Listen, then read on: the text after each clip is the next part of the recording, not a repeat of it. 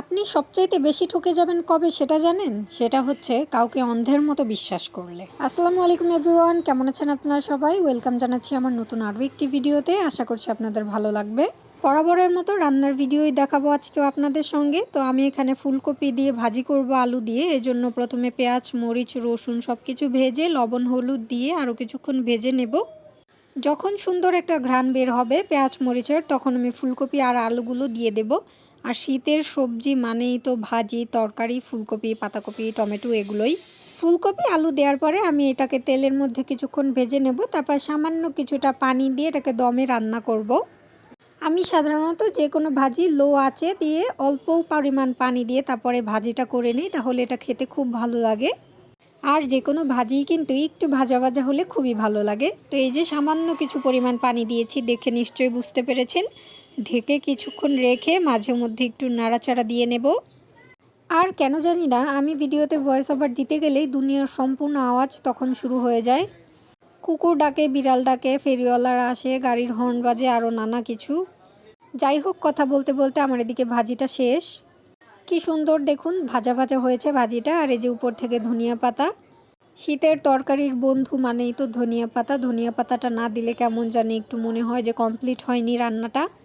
আর ওদিকে যা বলছিলাম, দুনিয়াতে দেখবেন বিশ্বাস ছাড়া চলেও না। আবার যেই মানুষটা অন্ধের মতো বিশ্বাস করে সেই মানুষটাই কিন্তু দিন শেষে বেশি ঠকে যায়।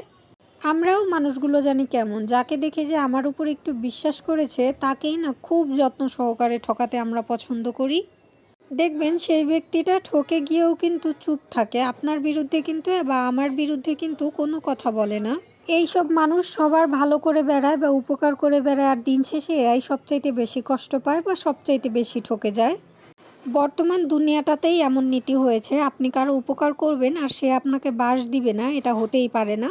তাই আজকে আমি আপনাদেরকে কিছু কথা বলছি, সেটা মানতে পারলে জীবনে অনেক বাস খেতে পারবেন, সমস্যা নেই। মানুষকে অন্ধের মতো ভালোবাসবেন, অন্ধের মতো বিশ্বাস করবেন, যে যা বলবে সেটাই করবেন, দিন শেষে খুব সুন্দর একটা বাস খেয়ে নেবেন। যাই হোক, মজা করলাম এতক্ষণ। অবশ্যই জীবনে যে কোনো চিন্তা ভাবনা করবেন না কেন বা যে কোনো ডিসিশনই নেবেন না কেন, অনেক চিন্তা করে তারপরে কিন্তু সামনে এগোবেন বা পিছে পেছোবেন। ওই যে কথাই তো বলে যে ভাবিয়া করিও কাজ, করিয়া ভাবিও না। অবশ্যই বন্ধু নির্বাচনে সতর্ক হবেন, কারো উপকার করতে গিয়ে নিজে ফেঁসে যাবেন না, এটা ভেবেচিন্তেই কাজ করবেন। আর অবশ্যই গুরুত্বপূর্ণ একটা কথা হচ্ছে, বন্ধু নির্বাচনে খুবই সতর্ক হবেন। আপনাদের সঙ্গে কথা বলতে বলতে এদিকে আমার মাছ ভুনাটাও হয়ে যাচ্ছে। আমি এখানে পোয়া মাছটা ভুনা করব, এই জন্য ভেজে নিইনি, হালকা কষিয়ে তারপরে এই যে ঝোলের পানি দিয়ে ঝোলটাকে শুকিয়ে তারপর ধনিয়া পাতা দিলেই আমার রান্নাটা কমপ্লিট। আমি এই যে প্রতিদিন বকবক করি, জানি না আপনাদের কাছে কেমন লাগে। আমার কথা বা ভিডিও যে কোনো একটা ভালো লাগলেই অবশ্যই পাশে থাকবেন আশা করছি। তাহলে সকলের সুস্থতা কামনা করে আজকের মতো বিদায় নিচ্ছি। আবার কথা হবে অন্য কোনো ভিডিওর মাধ্যমে। সবাই সুস্থ থাকবেন, ভালো থাকবেন। আল্লাহ হাফেজ।